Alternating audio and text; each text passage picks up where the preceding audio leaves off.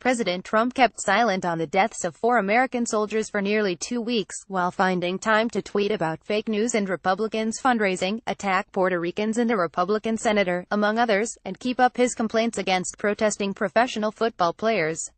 When he finally spoke up on Monday about the deadliest combat incident of his presidency, and then only in answer to a reporter's question, Trump started a furor that engulfed his chief of staff, predecessors from both parties, a Florida congresswoman and now one of the grieving families of the soldiers he was being asked to honor.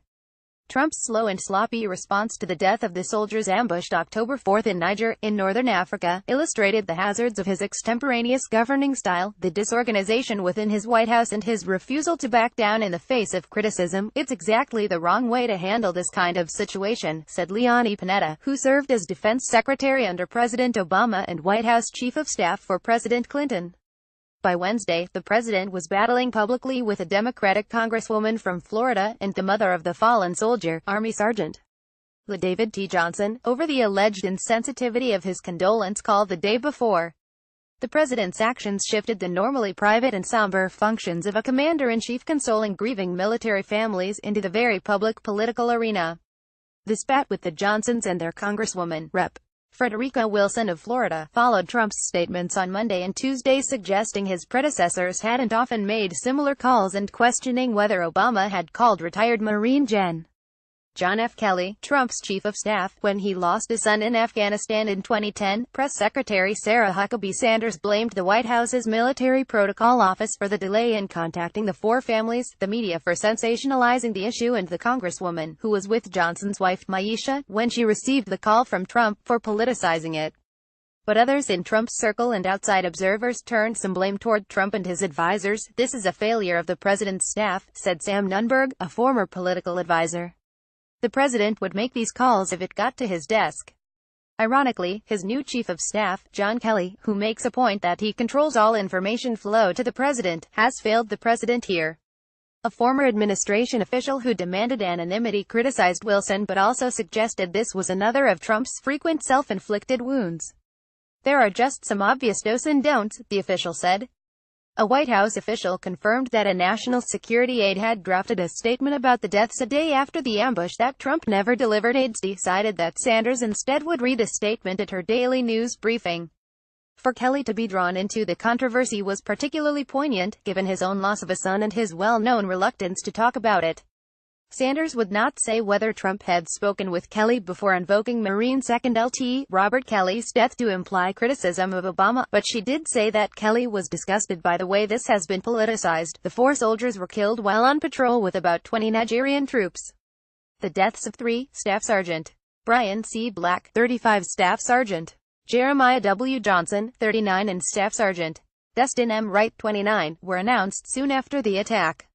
The Pentagon initially did not release information on the ambush or the fact there was a 4th soldier missing. The surviving soldiers noticed his absence after they had pulled back from Niger's border region near Mali, which is notorious for drug smuggling, human trafficking and myriad extremist militias, including allies of Al-Qaeda and Islamic State. Johnson's body was found 2 days later by locals after an all-out search had been launched.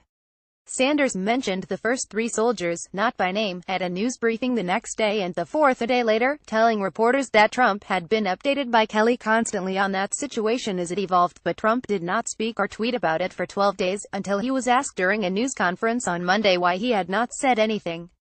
Rather than respond directly to the question, Trump tried to divert blame to his predecessors, saying other presidents had not made it a practice to call victims' families, while insisting that he had. The focal point should not be on the president or, for that matter, past presidents, Panetta said. Former staffers to Obama, George W. Bush and Clinton were furious, and publicly attested to their former boss's contacts with grieving families.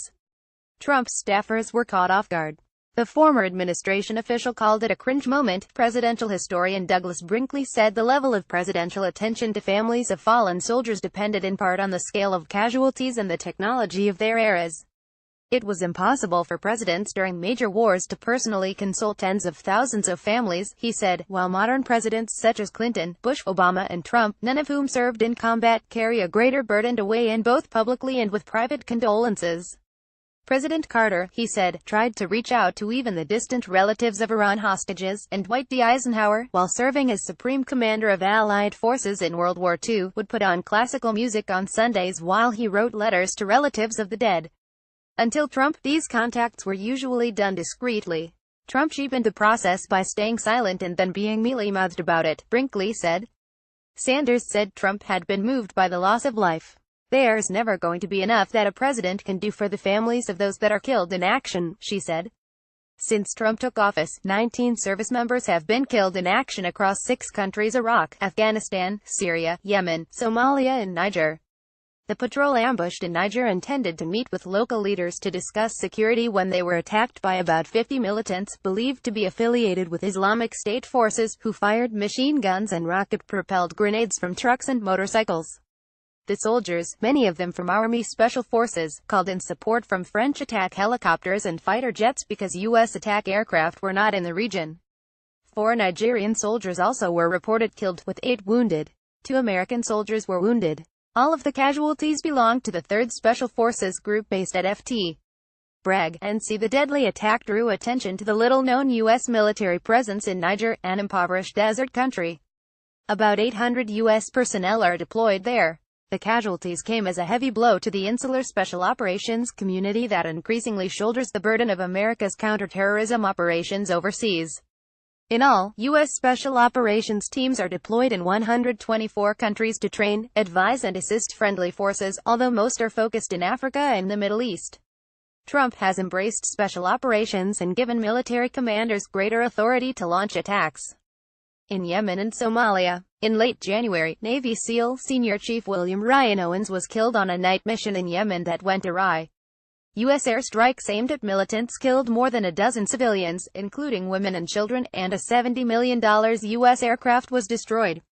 Trump authorized the raid less than a week after he took office, and the administration has repeatedly said it was a success because the U.S. recovered valuable intelligence. Owens' father publicly criticized the raid, but his widow accepted an invitation to attend Trump's first address to Congress days later. Caption Noah.Bierman at lawtimes.com, Twitter at Noah Bierman.